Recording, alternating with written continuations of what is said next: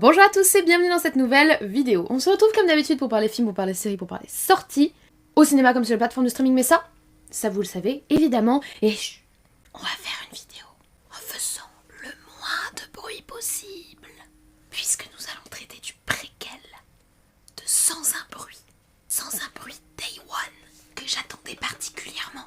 Et là, tout de suite, je suis en train de me dire que je suis super admirative des gens qui font des vidéos ASMR. Parce que c'est vachement difficile de parler en chuchotant. Désolée pour cette introduction, mais vu qu'on parle de film sans un bruit, il fallait quand même qu'on marque le coup. Alors je vous rassure, j'ai fait un petit tour du périmètre, pas d'alien en perspective. Par contre, on est comme dans le film. On a un petit chat d'accompagnement. Regarde-moi cette boule de poil. On se retrouve donc pour parler du préquel de Sans un bruit que j'avais hâte de découvrir, qui était pour moi un préquel exceptionnellement, particulièrement pertinent par rapport aux très nombreux préquels qui nous sont proposés ces dernières années, préquels, sequels, séries, remake, reboot et autres. Et bien celui-ci, je trouvais que l'idée était pertinente, c'est donc avec enthousiasme que je suis allée le découvrir au cinéma et c'est ce dont on parle aujourd'hui. Servez-vous donc un grand verre d'eau, un café, la boisson de votre choix, pensez à vous hydrater quand même, il commence à faire chaud, asseyez-vous confortablement. N'oubliez pas le petit like et le petit commentaire qui font plaisir et qui permettent de soutenir la vidéo dans l'algorithme, c'est ce qu'on appelle le référencement, donc merci d'avance. Dites-moi en commentaire si vous avez vu les deux premiers films et nous on se retrouve juste après le générique pour parler du nouveau. Il va y avoir un moment où il va y avoir un souci de son. C'est les problèmes du direct. Le micro, c'est débranché.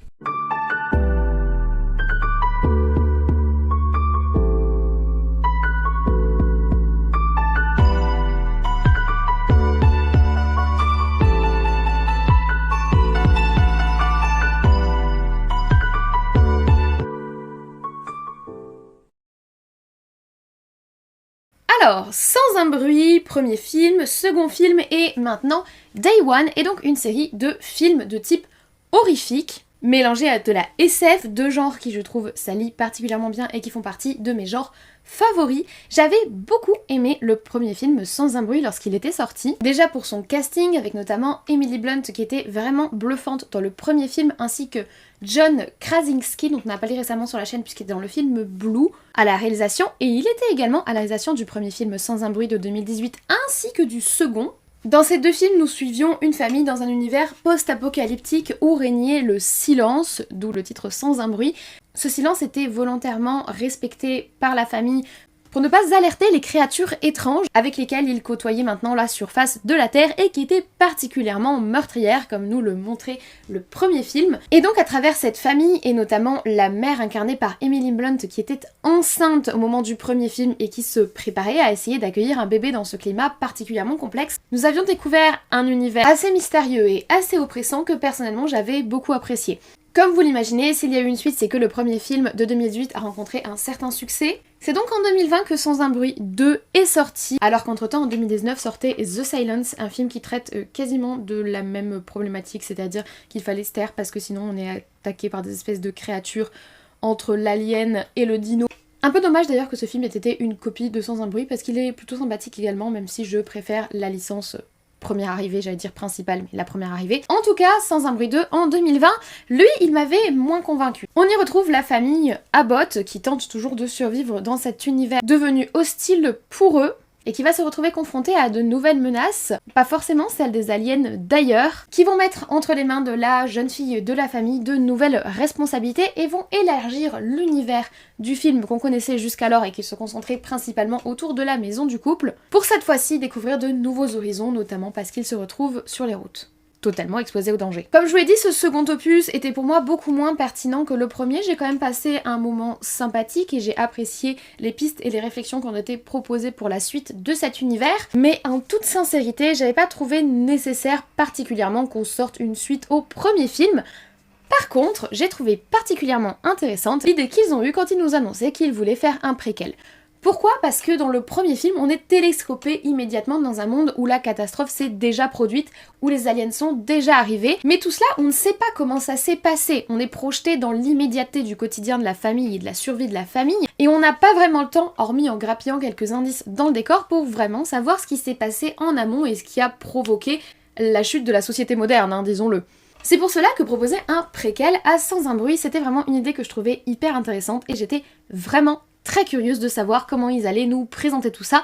C'est donc avec enthousiasme que j'ai découvert Sans un bruit Day One. Alors cette fois-ci ce n'est pas John Krasinski qu'on retrouve à la réalisation, non, il a confié son bébé à d'autres mains, qui sont celles de Michael Sarnowski, qui est notamment connu pour avoir réalisé le film Pig et quelques courts-métrages, et qui n'est pas particulièrement connu pour des productions horrifiques ou catastrophiques, comme l'annonce le ton du film dont on va parler, donc à voir comment il va se réussir à ce nouvel exercice. Et cette fois-ci nous ne suivons plus évidemment la famille Abbott, mais nous allons découvrir de nouveaux protagonistes et de nouveaux lieux, puisque le départ de toute cette histoire va avoir lieu à New York pour être original. Alors ça nous a donné de superbes affiches, mais honnêtement, pourquoi tout se passe toujours à New York ?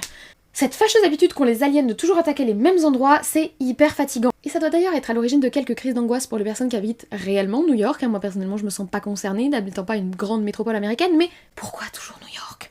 En tout cas, dans ce nouveau film, on va suivre une jeune femme qui lutte pour sa survie avant même que la catastrophe arrive, puisqu'elle est en soins intensif pour un cancer et qui profite d'une sortie en ville organisée par son hospice pour se changer les idées. Et à ce niveau-là, il va être servi puisque c'est à ce moment-là que des objets étranges vont tomber du ciel et que les premières attaques d'aliens vont se produire. Accompagnée de son animal de réconfort, un chat particulièrement mignon, bien que pas autant que mon cher Sirius, elle va tenter de survivre alors que la ville de New York est menacée, que les autorités tentent de sécuriser la situation et qu'elle fait la rencontre inattendue d'un certain Eric qui va la suivre dans son périple. Et si l'histoire de base semble assez classique pour une attaque d'aliens / situation apocalyptique, dépassons un petit peu cela et intéressons-nous au film. Vous me connaissez, je vais commencer par la forme de celui-ci. Au niveau de la photographie et des ambiances visuelles, j'ai pas du tout été déçue. Les deux premiers films, Sans un bruit, étaient très efficaces, le design de la créature était vraiment intéressant, la façon dont elle était pensée, et ces éléments-là, on les retrouve également dans ce film, donc de ce côté-là, on est servi. Par contre, et c'est pour notre plus grand plaisir, on voit beaucoup plus les créatures dans cet opus, et notamment leurs déplacements que j'ai trouvé particulièrement intéressant au niveau de l'animation, très fluide mais très rapide et très speed qu'ils leur ont donné.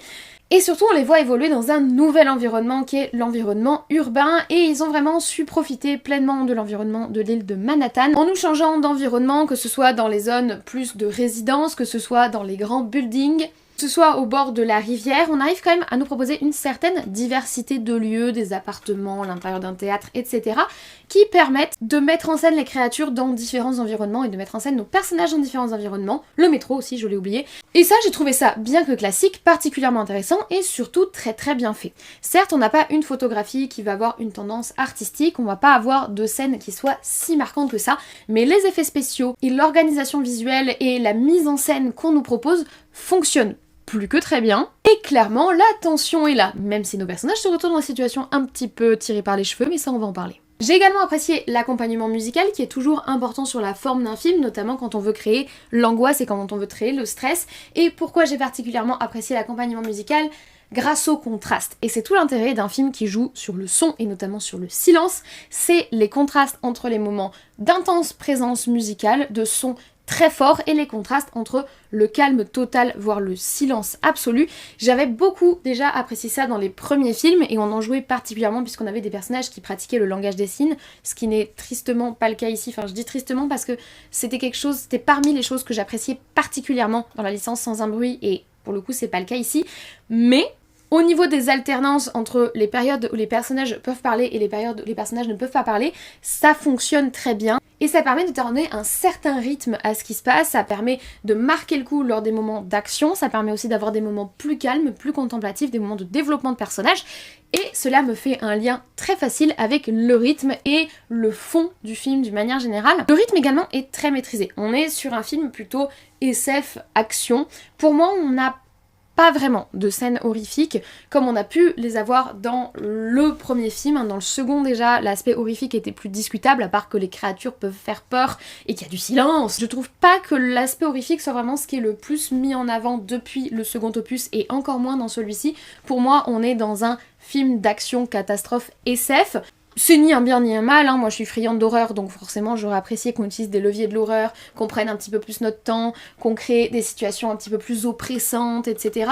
Il y en a, hein, notamment la situation dans l'eau prenante et qui prend aux tripes, et 2-3 scènes où les personnages essayent d'évoluer silencieusement dans un environnement où c'est particulièrement compliqué, mais c'est pas de l'intention horrifique tout ce que je vous parle, c'est juste de la tension normale dans un film d'action. Au-delà du fait que l'aspect horrifique n'est pas du tout présent pour moi. J'allais dire peu présent, mais en fait il n'est pas présent pour moi. Le rythme est quand même bien maîtrisé et donne une certaine fluidité à l'ensemble. Le film ne dure que 1h39 entre guillemets, donc ça permet de bien équilibrer sans traîner en longueur et d'avoir juste ce qu'il faut en scène efficace pour alterner entre les moments de dialogue et les moments de construction du contexte et des personnages et les autres scènes qui sont les scènes attendues par le spectateur, c'est-à-dire la course-poursuite, le stress, l'angoisse, la bébête et peut-être la mort.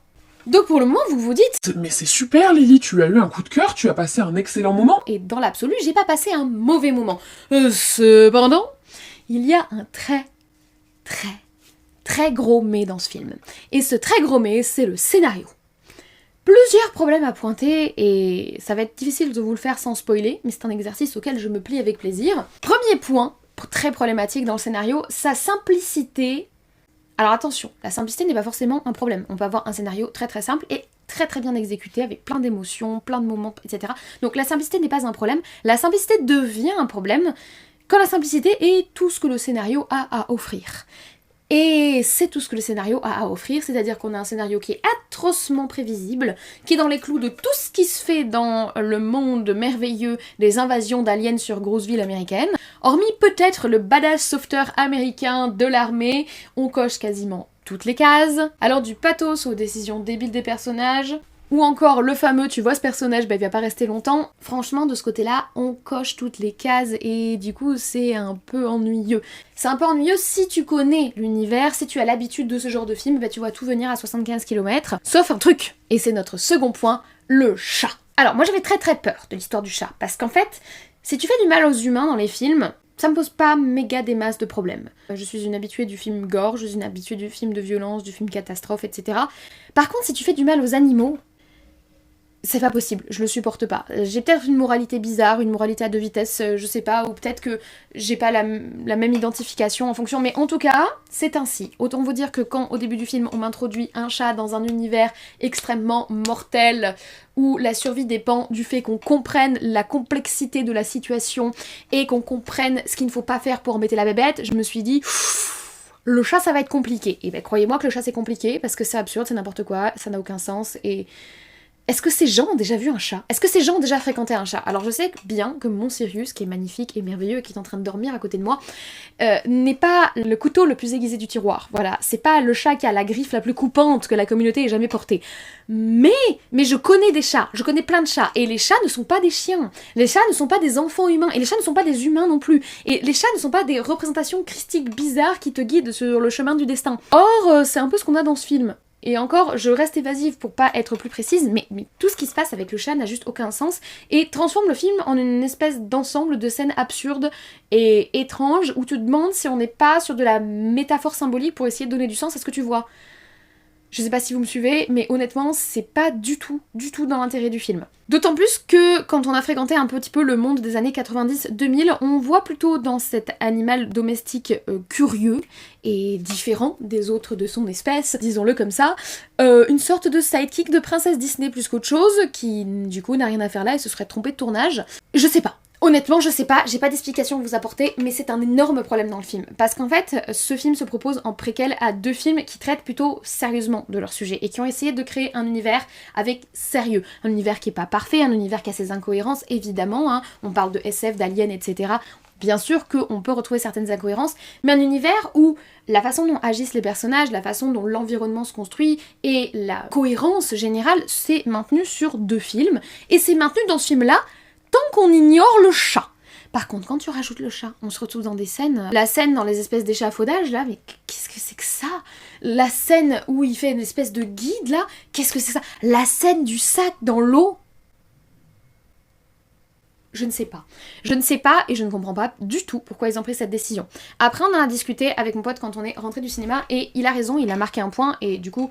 William, merci à toi, très pertinente comme analyse. Effectivement, si tu enlèves le chat de l'équation, ce film est encore plus lambda et encore plus random qu'il ne l'est déjà avec son scénario archi classique. Donc effectivement, je vois ce que le chat apporte, mais je vois aussi que en plus d'apporter ce petit côté supplément d'âme, on pourrait dire, il apporte aussi l'incohérence avec lui. Il est pas venu seul. C'est à croire que ce chat s'est enfui de The Marvels. Parce que c'est vraiment ce qui se passe et je comprends vraiment pas pourquoi ils ont fait ce choix-là.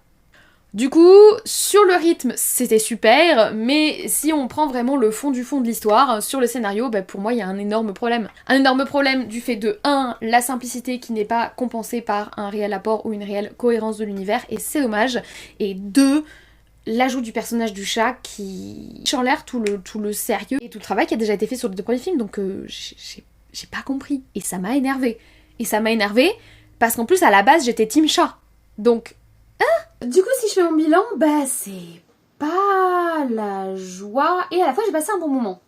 Un peu compliqué ce film, parce qu'en fait, vraiment, sur la réalisation, concrètement, l'univers est respecté. Bon, on n'apporte pas grand chose de plus, ni aux créatures, ni à l'ambiance, mais on apprend un peu plus sur la première réaction, en fait, comment s'est passée l'invasion, entre guillemets. Donc de ce côté-là, ok, mais je m'attendais plutôt à une sorte de grosse bagarre, et à voir l'armée américaine se faire latter. Clairement, je m'attendais à quelque chose où on découvre comment ils ont compris la façon dont les créatures les perçoivent. Or, bah ça aussi, ça sort du chapeau. Je m'attendais à quelque chose de peut-être un peu violent, parce que les 2 premiers films étaient objectivement... C'était pas du sang et des giclées, mais il y avait quelque chose de tendu, il y avait cette violence, il y avait tout le rapport à l'accouchement, etc., qui était quand même intéressant. Et là...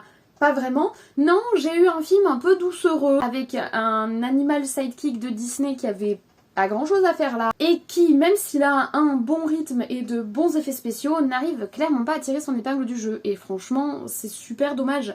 C'est super dommage parce qu'ils avaient un réel et énorme potentiel, déjà parce que j'ai super aimé le premier film et je maintiens que c'est un des très bons films de ces dernières années, parce que concept original, parce que concept intéressant, parce que très bonne réalisation, très bonne tension, très bon acting avec Emily Blunt. On avait vraiment quelque chose dans les mains qui était vraiment intéressant, une bonne idée, un bon concept. Il aurait fallu trouver quelque chose d'original pour le préquel, de la même façon qu'on avait eu une idée originale à la base quand on avait sorti notre film. Et en fait, non. Une fois encore, je suis déçue par le délire du préquel, sequel, machin, bidule, remake. Ils ont pas d'idée, ils exploitent juste la licence. Et c'est ça en fait le bilan que j'avais sur ce film. J'ai passé un bon moment en salle, je vous mens pas. J'ai passé un moment sympathique, c'était sympa. Au début j'étais en stress pour le chat, au bout d'un moment il m'a saoulée, mais au début je vivais le truc quoi. Mais au fil de l'avancée du film, je me suis rendu compte que c'était décevant, que c'était pas à la hauteur de la saga précédente. Et c'est le problème avec les préquels. S'ils veulent juste faire un film d'invasion d'aliens à Manhattan, un énième je veux dire, et ben ils ont qu'à juste créer une nouvelle forme d'alien, avoir une idée. S'ils veulent faire ce préquel, il faut aussi qu'ils aient une idée. Là, c'est juste de l'exploitation de l'essence et c'est assez frustrant. Ça reste quand même un bon divertissement en salle, ça reste un moment sympathique, mais c'est dommage, ça vient juste ajouter une sorte d'appendice dont au final on se serait passé, alors que ça aurait pu être une très bonne idée et un vrai bon moment. C'est-à-dire si on avait exploité la qualité visuelle, la qualité du travail sonore et qu'on avait associé ça à une vraie idée, à une vraie écriture, à un scénario vraiment intéressant, avec vraiment quelque chose à dire, et bien clairement le film aurait été une pépite de l'année 2024. Voilà, je suis désolée mais c'est vrai, et malgré tout cela, j'ai quand même passé un moment sympatoche en salle. Mais ce moment, il aurait pas dû être sympatoche. Ce moment, il aurait dû être trop bien, comme le premier film était trop bien, et comme ça aurait dû être trop bien. Voilà. C'est dommage, mais c'est comme ça. Du coup, est-ce que je vous le recommande? Si vous avez aimé le premier film et pas trop aimé le second, bah, ce 3e opus qui se passe avant, mais qui est le 3e opus de la saga, va pas vous redonner espoir dans la saga, il ne sera pas à la hauteur du premier film. Maintenant, si vous y allez sans grosses attentes, juste pour vous divertir et passer un moment un peu tendu, un moment un petit peu d'action SF, vous trouverez votre compte et le film a quand même des qualités, donc vous passerez quand même un moment sympathique en salle. Mais pas à la hauteur de ce à quoi je m'attendais. Si vous avez vu le film, dites-moi clairement ce que vous avez pensé du chat, parce que j'ai vraiment pas compris quelle race de chat c'est. Ou alors est-ce que c'est vraiment le mien qui est absolument stupide? Voilà, je vous remercie d'avoir regardé cette vidéo jusqu'au bout, j'espère que vous l'avez appréciée et que vous avez passé un bon moment à mes côtés. Si c'est le cas, n'hésitez pas à récompenser la vidéo d'un petit like, ça permet de mieux la référencer dans l'algorithme et de soutenir ma chaîne, et aussi de dire à YouTube que vous voulez voir d'autres contenus de ce style. N'hésitez pas surtout, et c'est le plus important, à me laisser un commentaire juste en dessous, un petit coucou pour me dire que vous êtes passé par là, votre avis sur les films précédents ou ce nouveau film, votre avis sur la vidéo, dites-moi tout ça en commentaire.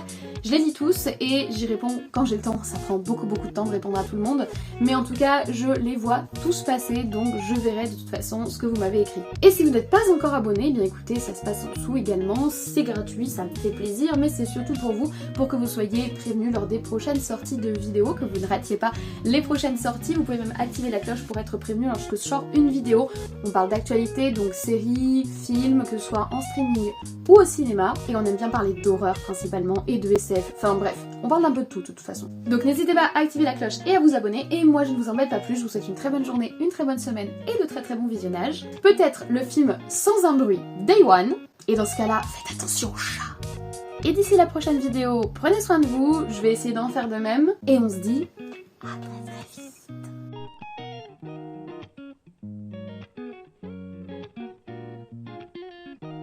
Bonjour, bonjour, nous sommes dans le grand décor pour un autre film que j'attendais particulièrement cette année, un préquel que j'attendais particulièrement cette année, ce qui est assez rare, d'un film horrifique que j'apprécie particulièrement. Du coup, ça valait le coup de se mettre dans le grand décor et de partir sur un format un petit peu plus long, puisqu'on va revenir sur les deux précédents films et le nouveau.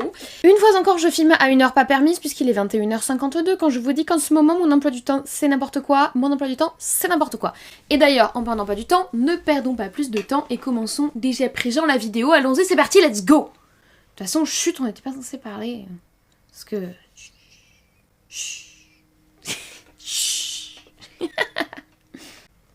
Ravi d'ailleurs que dans Sans un bruit, il fasse jamais chut, qui fait plus de bruit que pas faire de bruit. Voilà, c'était très constructif. Ouh, ça va être dur cette vidéo, ça va être dur, ça va être dur. Poilu? Viens mon Poilu, viens. Viens mon amour. Qu'est-ce qu'il y a? Bah oui, j'ai fermé la fenêtre parce qu'on filme. Tu t'installes à ta place? C'est bien mon cœur. C'est bien. Oui, on mangera après, t'inquiète. Après, je peux parler dans le micro si vous voulez, vous voyez pas ma tête, mais par contre, je peux faire dans l'ASMR. J'ai vu un chat particulièrement intelligent dans le film, mais on va en parler, vous inquiétez pas. C'est quoi le mot?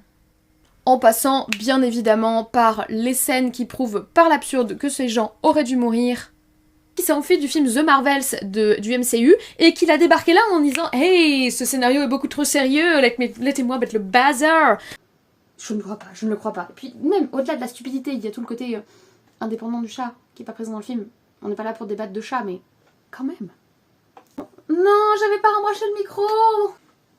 Il est 22h30, je peux pas tout refilmer. Oh non, bah écoutez, je ferai du post-prod, là j'ai vraiment pas le temps, je suis désolée. Faut vraiment que j'aille dormir, j'ai 7 milliards de choses à faire, j'ai une valise à faire. Demain je repars, je pourrais pas refilmer demain. Oh non, je suis désolée, je suis désolée. Je crois que c'est au moment de la conclusion bilan. Bon, je tripatouillerai le son du micro. Je m'excuse platement. Je m'excuse. Je vais faire un petit plan pour m'excuser en début de vidéo. On fera avec. C'est les soucis du direct. Voilà. Oh, et en parlant de micro, c'est pour éviter d'alarme. J'ai cassé un truc.